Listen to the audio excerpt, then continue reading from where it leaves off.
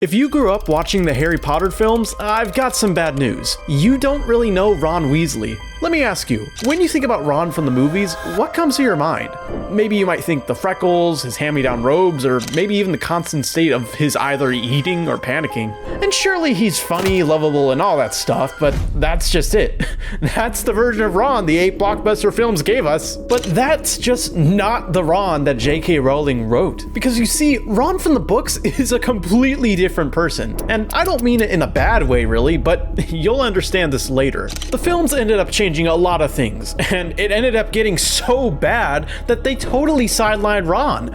In fact, the producers completely misunderstood and destroyed the core of the entire story, the trio itself. In the books, the trio is built like a perfect tripod, and that kind of sounds like a weird way to put it, I know, but really, that's how they were. Harry is the newcomer. He's the hero destined for greatness, but blind to the world that he's gotten into. Hermione is a brilliant, logical mind, but as a Muggle-born, she's an outsider who only learned about magic from textbooks. Then there's Ron, who's the missing piece of the puzzle. Having grown up as the 6th of 7 kids in an old wizarding family, Ron understands the culture, the politics, and the whole wizard thingy in a way that his friends just can't. Like, when Harry didn't know the rules of Quidditch, it was Ron that was the one who explained them to him. And when the ugly slur Mudblood is first used, Ron is the one who gets pissed and flags it as historical BS. Okay, he probably didn't call it BS. The point is, though, Ron's role has been established since their very first meeting on the Hogwarts Express in the Philosopher's Stone. Later, when Harry is left reeling alone at Hogwarts over Christmas, haunted by what he saw in the Mirror of Erised, it's Ron that stays with him. And even if he doesn't say anything helpful, he still offers something far more important: companionship. As minute as that might sound, this is the hidden genius of the trio, because yes, Harry brings the courage, and yes, Hermione is the brains, but Ron? He provides the heart and the context, because without him, their dynamic makes no sense, and they all go like PB&J. However, the filmmakers decided to make a U-turn on this one, and rather than making the book's trio story, they decided why not change it a bit. Well, unfortunately, Ron's story arc suffered for this. The character assassination of Ron Weasley began with a plant. The Devil's Snare, to be exact. In the book version of Philosopher's Stone, as the trio closes in on the stone, they drop into a dark, damp room and find themselves entangled in the deadly magical plant. And as the vines tighten around them, it's Hermione who panics. And the problem is that Hermione is meant to be the brilliant, level-headed witch who knows the plant's weakness, and yet she's so scared that her mind goes completely blank. Now, guess who knocks her back into reality? Believe it or not, it's our little fella Ron. It's Ron who cuts through Hermione's hair, telling her, "Have you gone mad? Are you a witch or not?" And instantly, she remembers the spell and saves them all. But don't forget, this is all just in the book. The film, however, gets everything just wrong. Apparently, Ron is the one screaming in terror, while Hermione calmly finds the solution and casts the spell that saves the day. And somehow, Ron is the damsel in distress, while Hermione becomes the sole problem solver. And just to be clear, even if this seems like a small change, it's got a huge meaning. And that was just the beginning, because from this point on, Ron's job is to be afraid, and Hermione's is to be flawless. Leave the perfect stuff for Hermione and give Ron all the garbage. Anyways, once you see this pattern, you can't unsee it. Let's check it one by one. Every time Ron showed courage or brilliance in the books, the movies somehow found a way to cut the moment or just give his lines to someone else. And this was no mistake. You see, Steve Kloves, who was the screenwriter for 7 of the 8 films, openly admitted that Hermione was his favorite character to write for. Apparently, he saw her as the most relatable character in the whole thing, so he channeled his own voice through her. In other words, let's just say he wrote Hermione's lines with all his heart. And yes, just Hermione's. So, what happened to Ron? Well, even J.K. Rowling herself said that the writer's favoritism meant that Ron's character would have to be played back a bit. Yeah, you heard that right. Ron had to be sacrificed for Hermione. If you compare the book to the movie, and I mean line by line and scene by scene, a bunch of Ron's best moments were just handed over to Hermione. And unintentionally, this completely destroyed Ron's purpose in the story. In fact, he slowly became an extra in the movies. Now, the most obvious way that the screenwriter stole Ron's character arc was during that giant chess game scene in Philosopher's Stone. Normally, this scene is meant to be one of Ron's biggest moments, and it was so important that the film had to include it. I mean, that's the one scene from the book that they couldn't cut. However, in doing so, they decided to change one key detail from the book: Ron's state of mind. In the book, wizard chess is Ron's special thing. Like, he's the teenage GOAT of this game, and he's way better than Harry. So, when they get to the giant chess set, Ron calmly directs Harry and Hermione across, navigating it like it's a normal chess piece. And when he realizes the only way to victory is for him to sacrifice himself, he accepts his fate and goes on about it. It's nice and easy, and there's no fuss at all. That's Book Ron for you. He's the man. However, the movie keeps that sacrifice but removes every reasonable thing that Ron did. Film Ron is frantic and overwhelmed, and instead of being a strategist, he just looks like a terrified kid running from a monster. And even if he does tell Harry to go on, he says it in a panic rather than being brave. And that's not all. In fact, the changes ended up getting so absurd after this. Do you remember the climax of the film Prisoner of Azkaban? The confrontation in the Shrieking Shack should have been Ron's moment. Just seconds before, a giant dog, which we later learn is Sirius Black, dragged Ron down a long tunnel, badly breaking his leg in the process.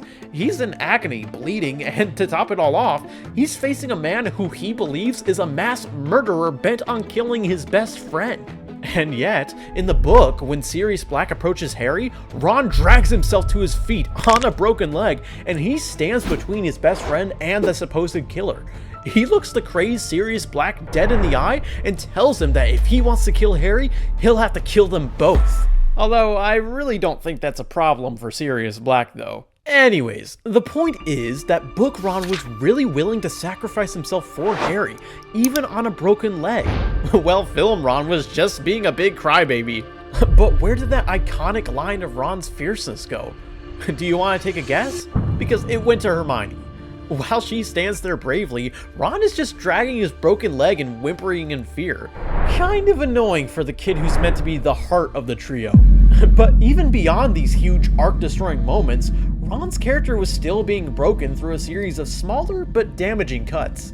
Let's take the Mudblood incident in Chamber of Secrets. In the book, when Draco Malfoy spits this vile slur at Hermione, it's Ron who reacts angrily, explaining its meaning to a confused Harry. Ron's attempt to curse Malfoy does backfire, leaving him vomiting slugs, but this intention is clear. He hates the word. But yet again, the film gives Hermione the entire explanation. I mean, it makes no sense. How is she the victim of the slur and also the one to explain the insult? It really doesn't make any sense. You know what? Let's look at a major subplot from Order of the Phoenix. You remember that time that Ron was made Gryffindor prefect? This is a big deal for his character, especially since he spent his entire life overshadowed by his 5 successful older brothers, 2 of whom were head boy. Receiving that prefect badge is the first time Ron has ever been recognized for something more than his awkwardness. But of course, the films just cut this entire subplot. It just doesn't happen. So what happens when you gut one of your 3 main characters? The entire story just goes off the rails. Harry is the hero, Hermione is the brains, and Ron is... well, he's kinda just there. Meanwhile, Harry loses something from this too. Book Ron is not a yes man. He's the only person in the world who treats the boy who lived like a normal person. He challenges Harry, questions him, and he even fights with him. Their argument in Goblet of Fire, where Ron just can't handle his jealousy over Harry's fame, tells you just how real their friendship is. And with a large chunk of Ron's character arc missing, it's fair to say that we won't see that friendship maxed out. But if you really want to understand just how much of Ron we lost, just look at one chapter in Deathly Hallows, the Silver Dome. By this point in the story, the trio is at its lowest point, and I mean the lowest. They're exhausted, starving, and on the run with no plan. And unknown to anyone, Ron, who's wearing the Horcrux locket around his neck, has been slowly poisoned by its dark magic. When Ron learns what's happening and decides to destroy the locket, the Horcrux makes its last stand. It shows Ron visions of Harry and Hermione kissing, and that's probably the one scene none of us saw coming. In the end, Ron destroys the Horcrux and cries while Harry tells him that there's nothing between him and Hermione. And to be fair, that's the darkest, most vulnerable moment any character has in the entire series. And it just had to happen to Ron. Ron Weasley is one of the clearest examples in film history of what gets lost when an adaptation oversimplifies a character. I mean, Ron in the films looks like low-budget Ron, or Ron with a lot of corners cut. He didn't really matter to the storyline, so they just made his film character a simpleton. Oh, and by the way, for those of you who think Rupert Grint was the problem here, I'm here to tell you that he wasn't. He just played the role, so you can't really blame him for being like a dummy or a totally scared kid. And I gotta say, he did have moments where his performance was Oscar-worthy.